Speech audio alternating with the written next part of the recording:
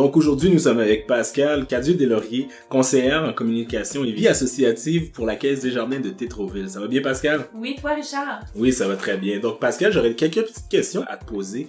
Dans le cadre de ton travail, j'aimerais savoir pour toi, qu'est-ce que ça veut dire la responsabilité sociale? Pour moi, la responsabilité sociale, en fait, chez Desjardins à la Caisse, c'est vraiment une entreprise qui s'implique dans son milieu, autant avec sa communauté, mais aussi envers ses employés. Donc, il peut offrir des services aux employés, aussi du bénévolat que les employés peuvent faire. Et nous, ici à la Caisse, les employés s'impliquent. Donc, pour moi, une entreprise de responsabilité sociale, c'est vraiment une entreprise qui est consciente des besoins autant de sa communauté et des employés. Comment la responsabilité sociale se traduit-elle à cette succursale de Tétroville en tant que telle? Est-ce que vous avez des implications particulières dans le milieu? Oui, en fait, on a justement la fabrication des paniers de Noël avec les employés. Il y a aussi tous les dons et commandites qu'on fait avec différents organismes touchant autant les jeunes, les écoles primaires, secondaires, les activités avec la caisse scolaire. Il y en a sûrement plusieurs qui connaissent la caisse scolaire, donc c'est la petite enveloppe dans les écoles pour apprendre aux jeunes à épargner. Il y a aussi les conférences dans les écoles secondaires données par notre fabuleux conseiller jeunesse et aussi des projets porteurs de développement. Si je pense ici à la Caisse, on supporte depuis des années l'Entre-Jeunes de Mercier-Est. Donc, on supporte le travail de rue, donc pour aider les gens à avoir du service avec un travailleur de rue. Et Pascal, tu nous avais parlé aussi du projet Coopérons. Pourrais-tu nous donner quelques lignes directrices du projet? En fait, le projet Coopérons, c'est un super beau projet. Donc, cette année, on va entamer la 4e année du projet. C'est un projet qui englobe toutes les caisses de l'île de Montréal. Donc, ce qu'on souhaite avec le projet Coopérons, en fait, c'est à chaque année, on trouve un projet différent, un organisme, une cause. Donc, pour soutenir, c'est ça, la communauté. En tant que conseiller jeunesse, mon implication dans la communauté se traduit par mon engagement à aller dans les écoles primaires pour faire de l'éducation financière et ça se traduit sous forme de conférences. Je vais aussi dans les écoles primaires, secondaires et je fais aussi des conférences dans les cégeps.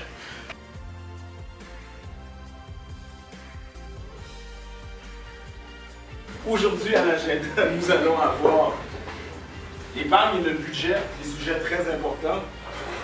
L'aide financière aux études pour ceux qui veulent aller. Est-ce qu'il y en a parmi vous qui aimeraient aller au cégep? Et université.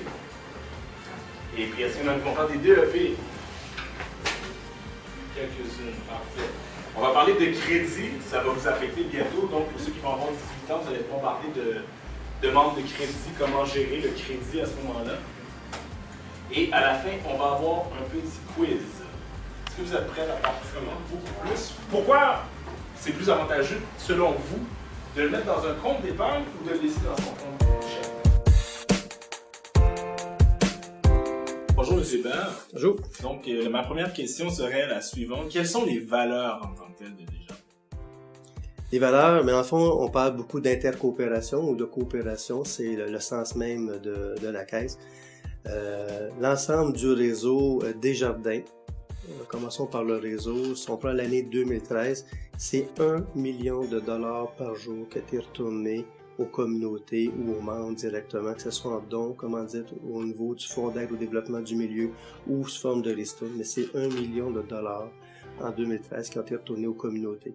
Si on prend la Caisse Tétroville, elle a retourné à ses communautés pour différents organismes sociaux, plus de 50 000 $ et aussi s'ajoute à ça près de 800 000 $ qui étaient retournés sous forme de ristourne. Alors c'est quand même énorme pour un partenaire financier.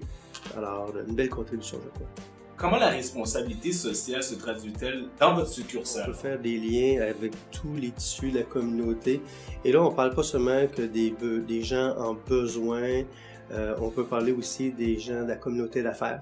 En fond, c'est autant sur les volets économiques, les volets éducatifs, les personnes retraitées, nos aînés. Alors, on doit être présent dans tous ces axes de communauté-là et on le fait depuis plusieurs années. La Caisse aura contribué, si on parle financièrement, c'est près de 10 millions depuis. Est-ce que vous avez un code de conduite à la Caisse au niveau de la déontologie? Ah oui. Alors, effectivement, que ce soit l'éthique ou la déontologie, on a un conseil de surveillance, 3 personnes qui se rencontrent trimestriellement ou des fois même jusqu'à 6 fois par année. Alors, leur rôle, c'est vraiment de s'assurer que tout ce que la Caisse fait, c'est pas au bénéfice d'une personne liée directement à un de ses employés ou à un de ses dirigeants.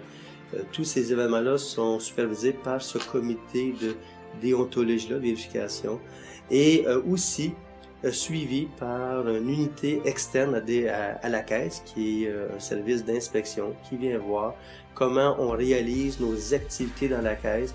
Est-ce qu'on aura favorisé une personne par rapport à une autre? La coopérative, est-ce qu'elle produit des rapports de responsabilité sociale? Et si oui, pourquoi? Lorsque nous nous déplaçons, exemple pour un congrès de Montréal à Québec, on s'assure de voyager ensemble plus qu'une personne. Et au Mouvement des Jardins, lorsqu'on fait ces déplacements-là, on calcule ce que ça a coûté en fond au niveau écologique et on va faire de la plantation d'arbres dans l'ensemble du réseau. Je me rappelle qu'une année, il y a à peu près 5 ou 6 ans, une assemblée générale, j'avais remis un petit sapin à chacun des membres qui s'étaient présentés à l'assemblée générale. C'était notre façon pour dire maintenant que cette année-là, on a commencé à faire du recto verso avec le papier. Et on ne le faisait pas, et c'était 50 000 copies papier qu'on avait épargnées cette année-là. Alors, c'est énorme, c'est un petit geste, mais des petits gestes là, qui, ensemble, deviennent importants. Excellent. Et la responsabilité sociale, est-ce que c'est important? Et si oui, pourquoi?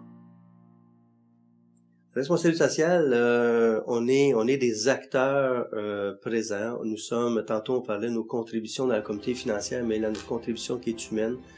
Pour nous, on parlait d'accompagnement dans la mission, tantôt accompagner les gens, mais oui, notre responsabilité sociale, c'est de voir à tout ce que la communauté fonctionne bien. Quels sont les avantages et les inconvénients de la responsabilité sociale? On parle au point de vue économique ou social.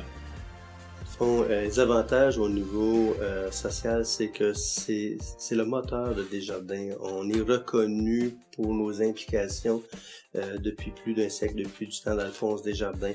Notre préoccupation à venir en aide aux communautés. Desjardins a été créé parce qu'en fond, c'est un besoin et on essaie de déceler les besoins qui évoluent. Maintenant, ouvrir un compte, ce n'est plus une difficulté, c'est ce qui est différent avec les années de 1900.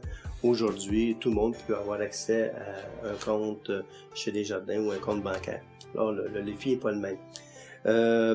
Au niveau économique, naturellement, on veut se différencier socialement et ça a un petit impact économique. C'est sûr que quand on fait des activités et on dit, ben maintenant, notre activité qu'on fait a généré une certaine pollution, en guillemets, le transport de Montréal, exemple, vers Québec, et on va acquérir des arbres pour les planter. Oui, il y a une dépense économique, mais il reste qu'il y a plus de retombées que de désavantages.